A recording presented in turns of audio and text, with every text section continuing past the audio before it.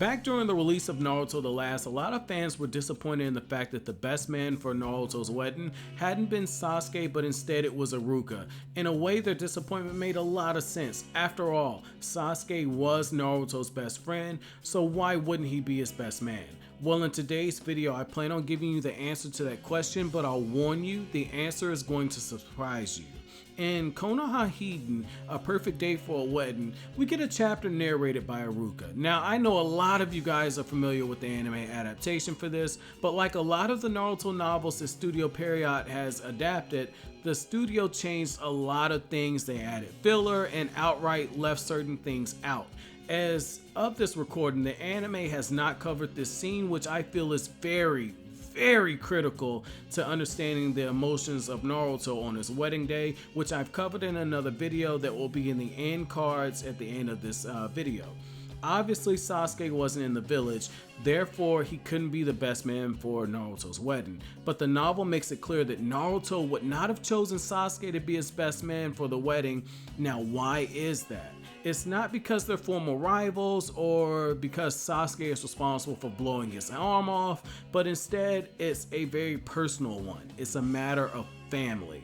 It's here that I'll give a quote from the passage from the novel that supports this, which takes place while Iruka is reflecting on his time as a teacher while inside of his office. It's here I will quote, "I'm glad I took this job," Iruka thought.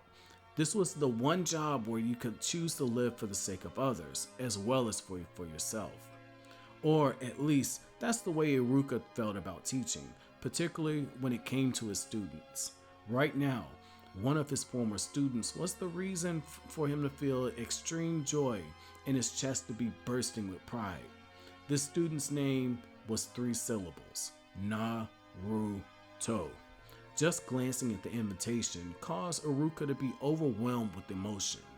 It wasn't because he was easily moved to tears in his old age. It was more of a parental love and affection. The other day, Iruka had been in the academy staff room working through documents. Naruto had come in to see him with an incredibly differential look on his face. He said he had something he was embarrassed to ask Iruka about concerning his wedding. Before he could ask Naruto what it was, Naruto abruptly blurted out, "I'd like you to come to my wedding as my dad, you know." End quote. For those of you who watched my video on what happened on Naruto and Hinata's wedding, I'm sure that this makes the ending scene where Naruto is looking up at the stone face of Minato seem that much more clear to you guys. The reason he was looking up at the face of his father was because he longed for him to be there, to physically be his best man. However, Naruto asked Iruka to stand in for Minato. I feel that this is the perfect choice because he was one of the first people to see Naruto as not being the Nine Tails host, but instead as being a scared child without parents.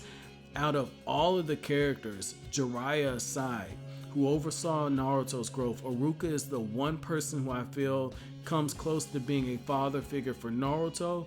The fact that Naruto himself asked this of Iruka, as well as the fact that he felt embarrassed to do so, I feel is proof of this. Tell me what you guys think down in the comment section below. Do you think there was someone else who was more deserving to stand in for Naruto's father figure at the wedding, or to be Naruto's best man? Thanks for watching, guys. Have an awesome day.